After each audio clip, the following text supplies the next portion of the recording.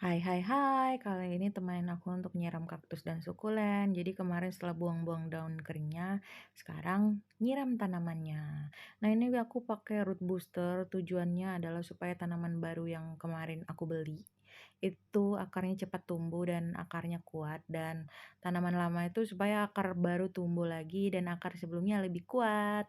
Nah terus ini aku siram-siram ke semua tanamannya, terus ini pindah ke rak baru, ini tanaman baru ya semoga akarnya cepat tumbuh ya guys.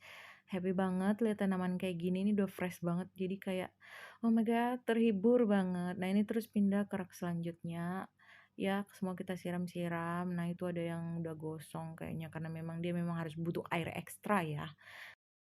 Aku happy banget kalau nyiram tanaman gini. Kalian itu biasanya nyiram itu gimana ya guys? Kayak aku juga kah atau gimana? Nah, untuk finalisasi aku siram dari jauh guys, seru banget. Thank you for watching.